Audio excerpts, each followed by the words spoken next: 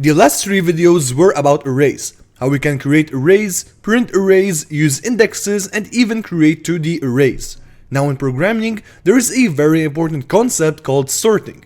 You are given a data structure like an array of numbers, for example, and you need to sort it. There is a lot of algorithms that can sort an array.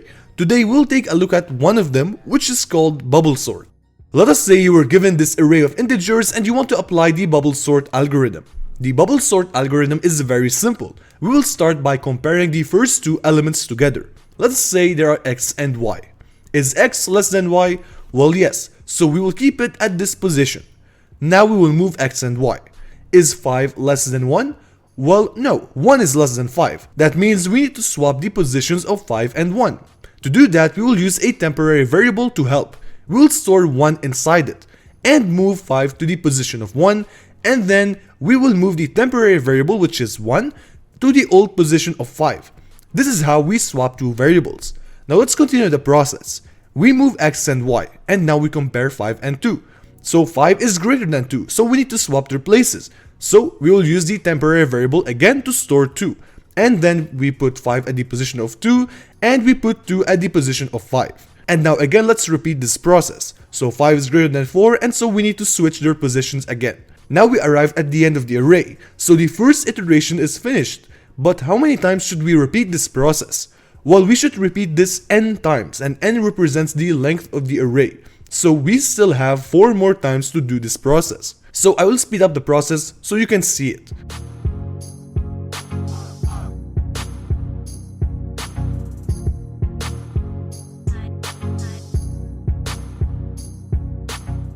You can see that we were able to sort the array at the second iteration, but the algorithm won't stop even if the array is sorted. It should complete all the iterations. So let us continue. And this is bubble sort. Now let us try to write it. Okay, in this code we have an array of 10 elements and it is of size 10. We are here printing a before and after. So the before is the unsorted array. We're using a print function, a custom print function that is used to print the element of an array. Next, we are simply using a cout. This is the after. We will print the array after it is going to be sorted. And we are using the bubble sort algorithm or function right here to sort an array, and then we will print the array. This is the bubble sort function, and let's go ahead and give this function an implementation. So let's go ahead and start. First of all, I'll define a temporary variable which we will use to swap variables. Next, in bubble sort, you need to know that it should have 2 for loops, an outer for loop and an inner for loop. Okay, so the first for loop that we will write is the outer for loop. I will say for int I equal to 0, I less than size of the array, and I plus plus like this. The first for loop, this one, the outer for loop, is used to count the number of iterations. The next for loop, which is the inner for loop, let's go ahead and write it. So I'll say for int j, for example, equal to 0, j less than size minus I minus 1 like this, and I'll say j plus plus like this. Now what's happening here? Well, the bubble sort algorithm, basically it bubbles the largest element at the end of the array.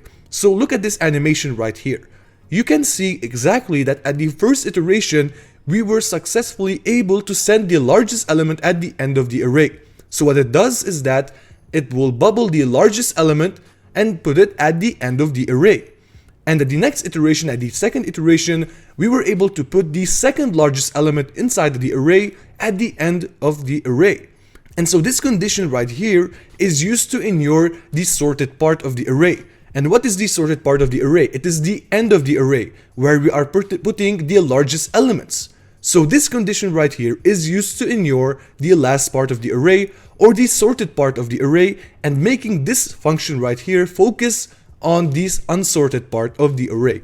Next, what I'm going to do is use an if statement to compare the elements next to each other. So I'll say if array index j greater than array like this index j plus 1. Okay, so what this means, array index j plus 1 is the element after array index j. For example, let's say j is equal to 0, so array index 0 is 9, and array index j plus 1 means array at index 1 because 0 plus 1 is 1, and so this is the number 8. So we are, for example, comparing 9 and 8. Okay, so the element after array index j, which is 8. Okay, so this is what this condition means. Now, if this condition evaluates true, what we need to do is we need to swap the positions of these variables, or excuse me, these values. So let's go ahead and do it using the temporary variable. What I'm going to do is I'm going to say temp_var equal to array index j plus 1. Next, I'll say array index j plus 1. At this position, I want to insert array index j, meaning I want to insert array index j, this element inside this position. Okay, now array index j, so now at this position, what do I want to insert? I want to insert the temporary variable, like this. And this right here, we just did a swapping. This is how we swap two variables. And so this is it. This is the bubble sort algorithm. It is very simple. So what happened here is that, for example, let's go ahead and look at 9 and 8. So 9 and 8 is array index j, which is 9, greater than array j plus 1, which is 8. Well, yes, this condition evaluates true. So what will happen is that we will swap those two variables, or those two values. At temp_var, we will store the value of 8. Okay, now array index j plus 1. This is the position of 8. What we will store inside of it is 9. So what will happen is that our array will look like this. So 9, 9, 1, 2, 4, 4 like this, 10, 3, 6, 5, and 7. So after doing this on this line, this is how our array will look like. And so this is why we use a temporary variable, because you can see clearly that the 8 is disappeared, okay, from the array. And now what will happen at the next line, so at this line right here, what will happen is that 8 will be positioned at the old position of 9. So 9 was at this position, but 9 became here because we are swapping those two variables. And so at this position, because temp_var, or excuse me, at this line, because temp_var stores the value of 8, we are able to store it at this position, which was the old position of 9. Okay, so how about we go ahead, let me delete those like this, and how about we go ahead and run our program just to see if it works or not. Okay, so I'll go ahead and compile my code like this, and now I will launch my code.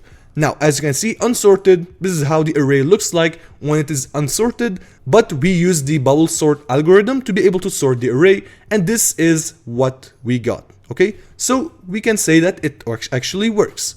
Now, if you want to go ahead and see what will happen at the array at each iteration, well, you can do this. After the inner for loop, let's go ahead and write a cout. I'll say iteration like this, and I'll say I plus 1, because there's no such thing as iteration 0, okay, because I starts at 0, so it will make sense to say I plus 1, okay. And I'll do something like this. I'll call the print function to be able to print my array, okay. And now, first of all, let me move this up here. So before the cout, there's no difference, but let's go ahead and do this for the output, okay. Now, let me go ahead and run my code to see what will happen. So what is our goal is to see what will happen to our array at each iteration. Okay, so there it is. Now, I know it's not comprehensive. First of all, let me go ahead and add something like a straight pipe like this, just to be able to like differentiate between iteration 1 and the elements of the array, okay? Now, let's go ahead and then compile and launch our code. Okay, so at the first iteration, what we did is that the rule of bubble sort is that it will bubble the largest element at the first iteration to the end of the array. Let's go ahead and see if this actually is true. So at the first iteration, we were able to put 10 at the end of the array. Now at the second iteration, we need to bubble the second most largest element inside our array, which is 9. So at the second iteration, we were able to put the second largest element of the array at its correct position. So now that we have this part sorted, okay, now at the third iteration, we were able to put the third most largest element inside this array, which is 8. We were able to put it at its correct position. There it is. So now we can consider that this part of the array is sorted, but this part of the array is unsorted. Okay, so this is the rule of bubble sort. It will bubble the largest element at the end of the array, and what it will do is it will simply consider the end of the array as the sorted part, and whatever is before the end of the array is the unsorted bar part, just like what we saw right here. And so this is a simple sorting algorithm that you should know whenever you want to sort an array. Now it is not the best, but it is good to know it. Thank you for watching today's video. Make sure to subscribe to stay up to date for the next video. And now I invite you to click on one of these end screens that will appear right now, and I hope to see you in the next video.